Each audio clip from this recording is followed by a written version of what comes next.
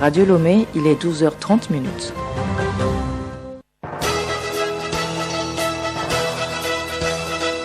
Le journal Yasmine Adoko.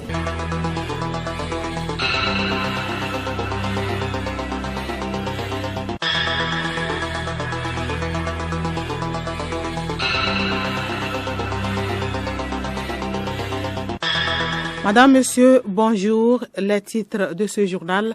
La Côte d'Ivoire, la Corée du Sud et la Hongrie ont de nouveaux ambassadeurs au Togo. Les 3 diplomates ont présenté leur lettre de créance ce matin au président de la République, Faure Sozimna-Nyanzingbe. Journée mondiale pour le travail décent demain 7 octobre. Dans ce journal, certains travailleurs donnent les raisons du choix du métier qu'ils exercent. Gambie, l'OMS ouvre une enquête après la mort de 66 enfants. Leur décès serait lié à la prise de sirop contre la toux et le rhume produit par un laboratoire indien. Sport football, 2 matchs samedi et dimanche au stade de Kégué. ASCO et ASCK jouent respectivement JSK et USM d'Algérie ce week-end. Et puis un invité en fin d'édition, il s'agit de Oumé Komlanvi, enseignant à l'école primaire publique centrale et Lavagnon groupe C.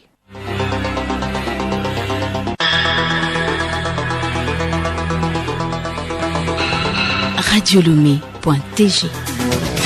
Présidence de la République pour les lettres de créance.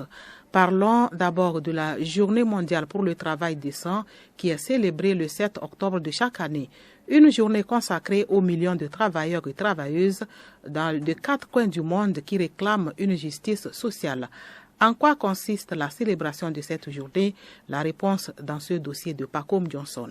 Il s'agit d'apporter un changement positif dans la vie de chacun et chacune au niveau national et local. L'inflation galopante résultant de la recherche du profit par des puissantes entreprises qui contrôlent l'énergie, les transports, les produits alimentaires et autres produits de première nécessité plonge davantage les travailleurs, travailleuses et leurs familles dans la pauvreté. Plus de la moitié des ménages peinent à s'en sortir.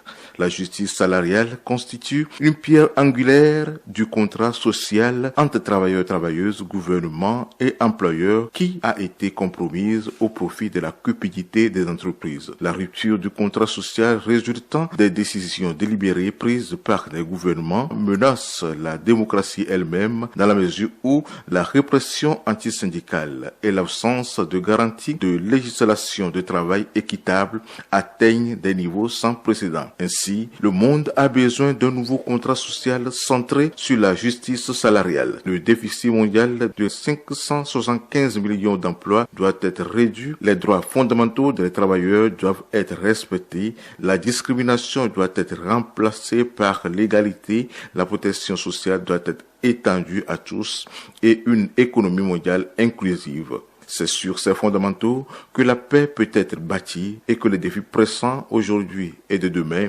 peuvent être relevés et surmontés. Demain, donc, 7 octobre, c'est la journée mondiale pour le travail décent, une occasion pour les travailleurs et les organisations du monde entier de se réunir pour lancer un appel annuel pour l'équité, la justice et les possibilités offertes pour le travail décent. Quelques travailleurs nous disent ce qui les a motivés à choisir leur métier qu'ils exercent. C'est au micro de Théo Akbono. Pour le moment, d'abord, c'est dans Gako Bleu là on est. Parce qu'on trouve ça un peu quoi d'abord pour le moment. Mais d'aller voler quoi, forcément on va trouver à manger un peu quoi. Si on trouve un autre métier encore, on doit laisser ça pour prendre un autre métier encore. Mais si on n'a pas trouvé aussi encore ça là, c'est bon pour nous. Je suis cordonnier pour chercher à manger. Chaque jour, je circule des quartiers à Lomé. Je gagne vraiment quelque chose. Je suis tresseuse. Ce métier-là m'a plu dès mon enfance. Tu tresses à une personne, une tête, tu peux prendre 2000, 3000 comme ça. C'est bon pour moi. Et je suis un mécanicien chauffeur. Actuellement, je me débrouille dans les sociétés de location de véhicules et je vois que nous, les chauffeurs, nos droits sont bafoués.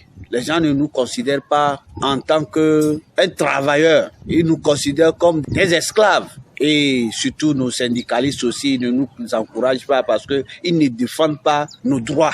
Les chauffeurs, surtout les chauffeurs personnels, là, dans les maisons, on les considère comme des boys. Je suis un médiaman. J'ai choisi ce métier parce que ça aide beaucoup, parce que bon, il n'y a pas de sous-métier. Parce que par jour, au moins, l'on peut avoir 3 000 francs.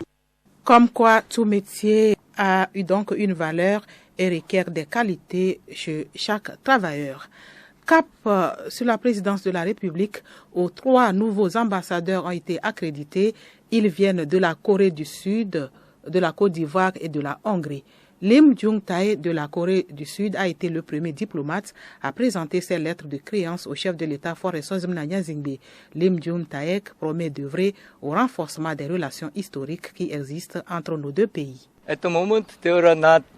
Au moment des relations d'affaires entre le Togo et la Corée, donc, durant mon mandat, je vais faire de mon mieux pour renforcer les relations économiques et les relations politiques entre nos 2 pays.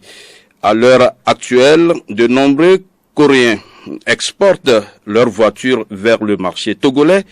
Nous importons des matériaux de base du Togo, mais pas dans une grande quantité. Mais je ferai de mon mieux pour augmenter le volume. I try to my best to increase the trade volume between 2 countries. Le nouveau diplomate de la Côte d'Ivoire au Togo, Moriko Tiemoko, reçu en seconde audience, s'engage à travailler pour la prospérité des relations économiques et commerciales entre le Togo et la Côte d'Ivoire. Écoutez, vous savez, les liens historiques qui lient le Togo et la Côte d'Ivoire depuis de longues années, tradition qui a été implantée déjà par nos 2 pères fondateurs, et donc qui se traduit aujourd'hui par cette coopération féconde que nous avons avec le Togo. Les 2 chefs d'État, le président Alassane Ouattara et le président Faure Gnassingbé, ont des liens très forts, des liens de fraternité, des liens d'amitié. Il n'y a pas d'obstacle majeur à cette coopération-là. Donc nous voulons plus fructueuse, bien évidemment. Nous sommes là pour prospérer dans la coopération que nous avons avec le Togo, parce que nous estimons que le niveau d'échanges commerciaux, d'échanges économiques n'est pas à la hauteur de la qualité des rapports que nous avons avec le Togo.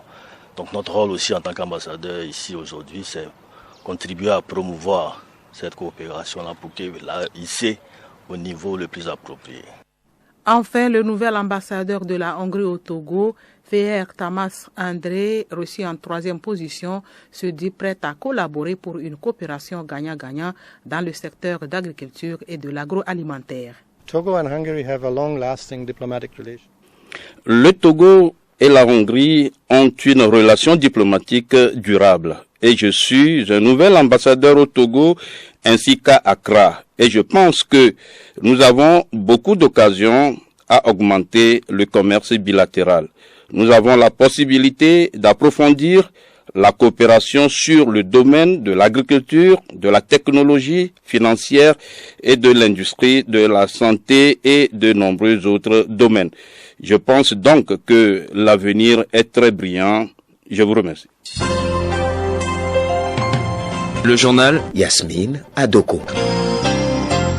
Hors du Togo, l'Organisation mondiale de la santé OMS a émis hier une alerte concernant 4 sirops contre la toux et le rhume produits par le laboratoire indien Maidan Pharmaceuticals.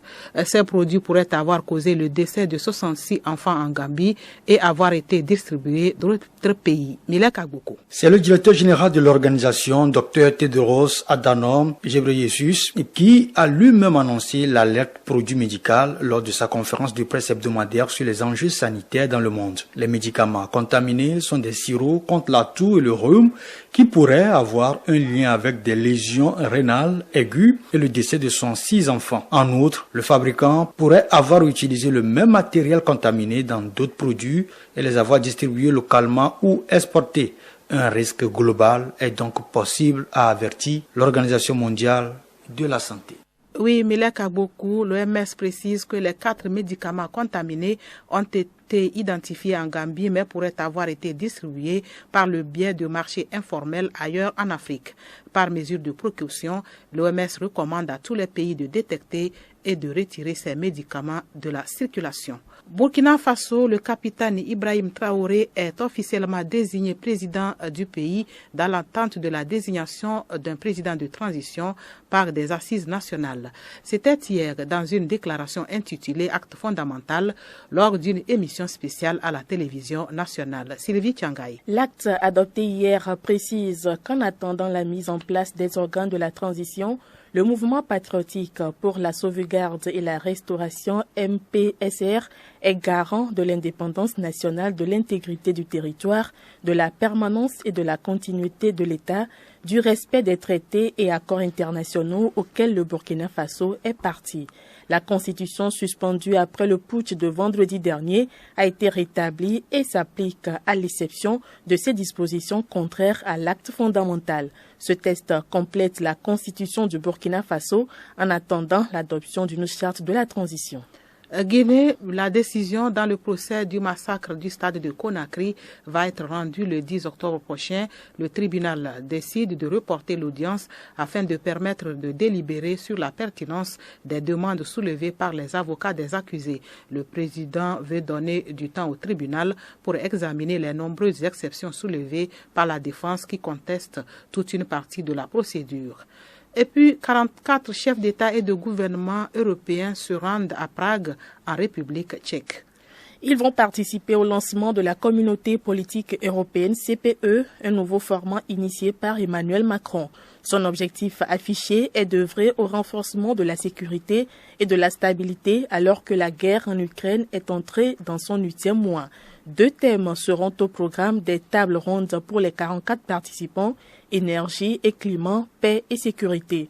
En plus des 27 pays membres de l'UE, 17 autres États sont conviés au lancement de la Communauté politique européenne. Magazine agricole sans transition, la petite saison agricole en cours dans le sud du Togo s'annonce rassurante. La régularité des pluies avec en perspective une bonne récolte à la fin de la saison rejoint déjà les producteurs. Odette Kira. Dans le petit village d'Avichédomé, dans la préfecture de Vaud, le gardien des us et coutumes, Togbi Komi Legede Anika Glossou, remercie déjà les mains des ancêtres pour la régularité des pluies. Par rapport à la précédente saison, il affirme que celle-ci sera meilleure, car les maïs mis en terre depuis 1 mois évoluent sans difficulté et les premiers maïs frais sont attendus dans les prochaines semaines. Dans toute la préfecture, les producteurs rivalisent d'ardeur pour les activités champêtres dans le but d'en espérer une bonne récolte en fin de saison. Pour eux, la nature a fait sa part. Il leur revient d'assurer leur part de responsabilité, celle du suivi de leurs champs. Ils espèrent une mise à disponibilité à temps des engrais, un intrant essentiel également pour booster les rendements. Outre cette préfecture, les producteurs des autres localités du Sud se réjouissent face à la régularité des pluies. Une bonne récolte est donc attendue en fin de saison à jeudi prochain.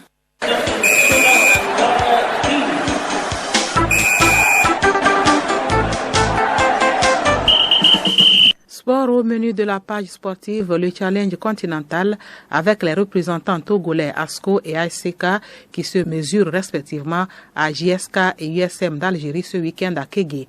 Les résultats de la 3e journée de la Ligue des champions de football et la réflexion de Milek Aboukou sur la tenue ou non du respect du chronogramme préétabli par la fêtière. Tous les regards des férus du football national sont depuis quelques jours arrivés sur la Fédération togolaise de football. Selon le chronogramme préétabli depuis 20 juin, la saison 2022-2023 sera officiellement lancée le 16 octobre prochain avec une super coupe. Mais aucun signe précurseur n'annonce la tenue de ce lancement vu le match retour de ASCO et ASK prévu le week-end du 16 octobre. Le week-end suivant aussi sera chargé à cause de la confrontation des U23 à Kégué, Togo, Afrique du Sud. Va-t-on au report et au réajustement du chronogramme de la fêtière? Les heures devant nous édifieront. En marge de la rencontre allée du second tour préliminaire de la Ligue africaine des champions, ASCO affronte le club algérien de la GS Kabylie à Lomé le samedi prochain à 15h. Le vœu pieux du technicien togolais d'ASCO à Balo-Dossé, c'est de ne pas quitter le terrain avec des regrets. Il s'est montré rassurant de la qualification de son équipe pour la phase de groupe. Et pour le deuxième tour des préliminaires de la Coupe de la Confédération, ASK joue ce dimanche toujours au stade de Kégué, cette fois-ci à 16h. 4 Burkinabés sont désignés pour officier ce match. Parmi le quatuor figure Jean Ouattara. Il était l'arbitre du match retour entre le Togo et le Niger lors des éliminatoires du CHAN 2023. Troisième journée de la Ligue des champions de football. Voici quelques résultats. Salzbourg bat Dynamo 1-0. Leipzig gagne Celtic 3-1. Chelsea domine Milan 3-0. Juventus vient à bout de Maccabi 3-1. Real fait agenouiller Shakhtar 2-1. Séville coupe les Chines devant Dortmund 1-4. Parité parfaite entre Benfica et Paris Saint-Germain 1-partout. Manchester City pulvérise Copenhague 5-0. La compétition va se poursuivre avec le match retour mardi prochain. Invité de la rédaction à présent, les enseignants étaient à l'honneur hier. Notre correspondante Véronique Adjama de la Top et la Bagno a visité un enseignant de la classe de CM2. Il s'agit de Oumé comme l'envie de l'école primaire publique centrale groupe C. Il est l'invité de la rédaction. Les questions sont relayées ici par Sylvie Tiangaï. Monsieur Oumé comme l'envie, vous gérez la classe de CM2. Quelles difficultés avez-vous en ce début du premier trimestre? Il y a les élèves qui sont venus, il manque des fournitures. Le problème majeur, c'est que nous avons le problème de lecture. C'est un problème dyslexique. Donc les enfants n'arrivent pas à lire, c'est ça le problème majeur. En attendant, nous sommes en train de faire des exercices de remédiation de la lecture avant d'aborder les choses essentielles. C'était ce que nous avons fait la semaine passée, la première semaine. Et cette fois-ci, nous avons effectivement démarré les cours. Quelles dispositions prenez-vous pour obtenir un résultat de 100% de réussite en fin d'année? Parlant de ce que nous avons fait pour pouvoir atteindre nos objectifs à la fin de l'année, nous avons besoin d'une participation parentale, c'est-à-dire nous avons besoin d'un suivi des parents. Donc, en voyant l'effectif, les élèves sont tellement nombreux. Nous seuls, nous ne pouvons pas les encadrer jusqu'à bon terme. Donc, nous avons besoin des parents. Quelle contribution attendez-vous justement de ces parents? Il faut un suivi parental afin de pouvoir atteindre nos objectifs. Si on laissait toute la charge à l'enseignant seul, il nous serait difficile d'atteindre nos objectifs.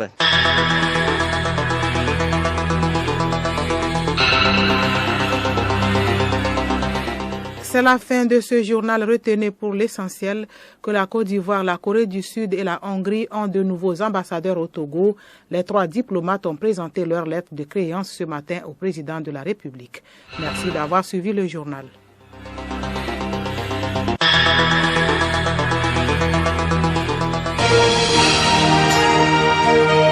Radio Lomé, boîte postale 434, email radiolomé@radiolomé.tg. radiolomé.tg